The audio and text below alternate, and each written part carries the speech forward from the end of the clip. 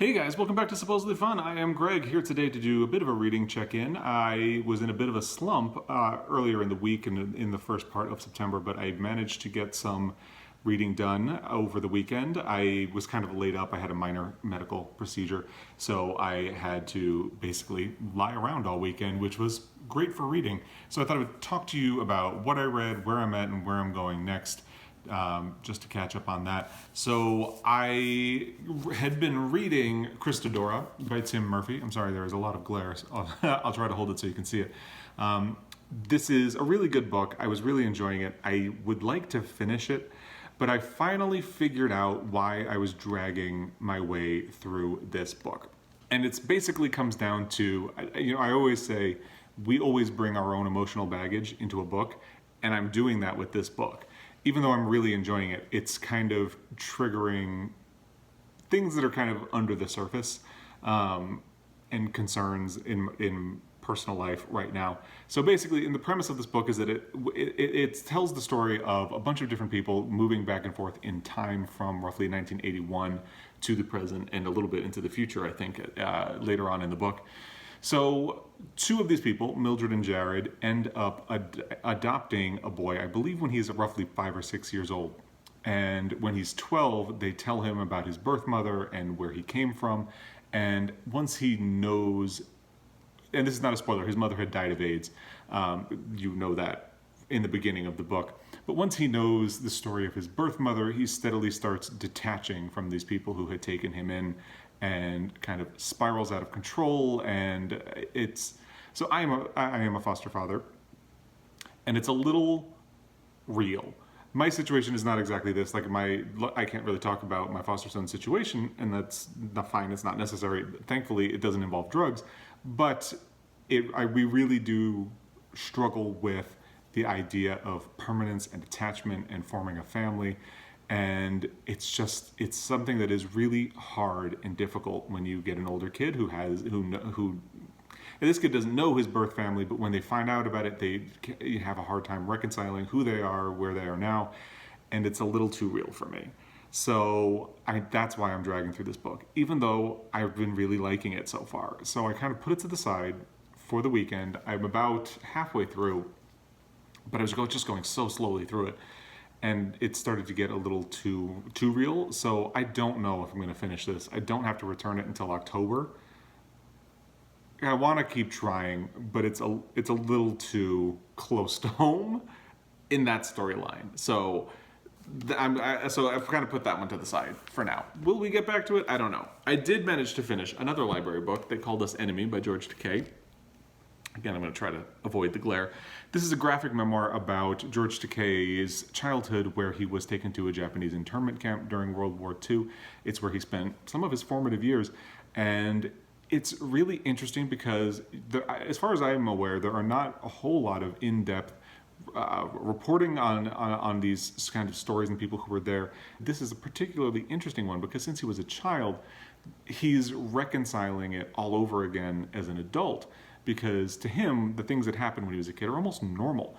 By the time they get out of the internment camp and they go home, he and his siblings and a couple of other kids who were in the camp would look at their parents and be like, so when do we get to go home? Because they thought of these internment camps, as horrible as they were, as normal. And that was interesting. But then as he gets to be a teenager, he gets angry at his parents and is like, you should have fought back more. And then later on as an adult, he reconciles again. So basically, it's this thing that he continues to struggle with throughout his life. And I thought that was really fascinating. I really love memoirs where the author very much grapples with their past and tries to understand it in different ways. I don't like superficial memoirs that are just trying to give you superficial information without actually getting deep at all. And this definitely gets deep. He's definitely struggling to reconcile a lot of these things. And there's an idea where he reconsiders what happened from his parents' point of view. And that is also very interesting. And of course, he uses Star Trek as a framework and talks a little bit about gay marriage. And at the end, he circles back to the current political climate and why this story is still relevant. I absolutely recommend this. The illustrations are great. It reads very quickly. I read this in a single day. Definitely recommend that. Then we get to some bad news. I did finish. See, and this is part of why I put Christodora to the side, because these books are roughly the same length. They're both about 500 pages and some change. But I had been reading this for all of September so far, like 2 weeks, and I've only gotten halfway through. I read this over the weekend and I finished it. And admittedly, I was laid up, but I finished it. But that's good and bad news, because guys, I hated this book.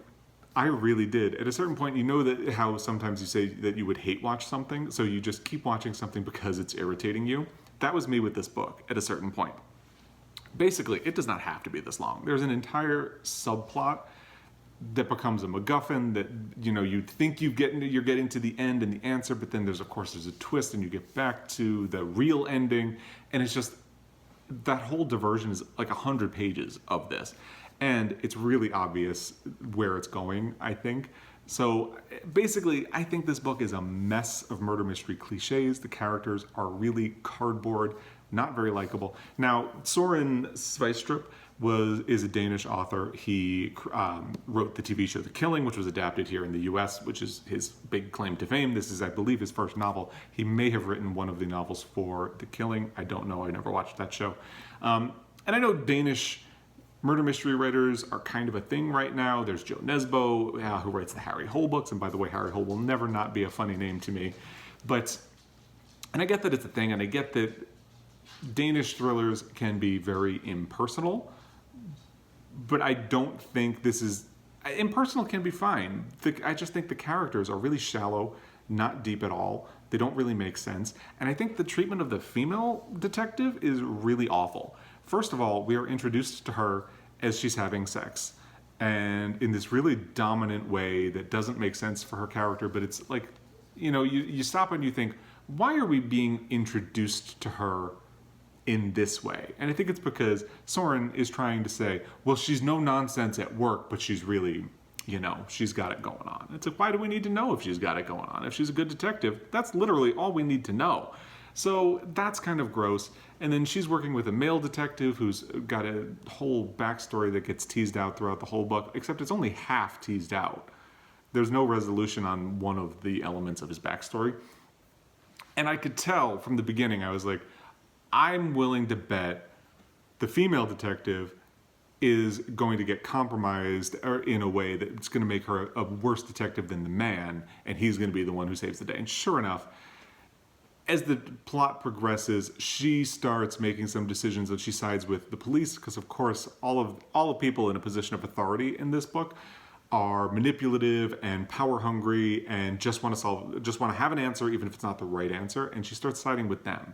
And no spoilers, but her path to the final showdown is, guys, it's ludicrous. It does not make sense at all, and it really makes her character suffer for it. So I think the treatment of women is really bad. The characters are awful. Basically, it's just a mind-numbing mess of murder mystery cliches. Like, the ending, it's so obvious where it's going, and it's just, guys, it's bad. It's really bad. I hated it. And there are parts of it that don't even make sense.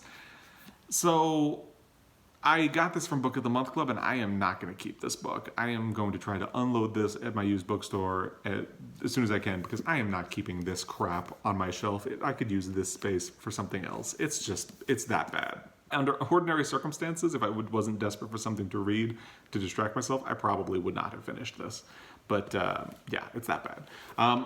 In better news, I got a really long way into My Brilliant Friend by Elena Ferrante. That is a book I'm listening to on audiobook.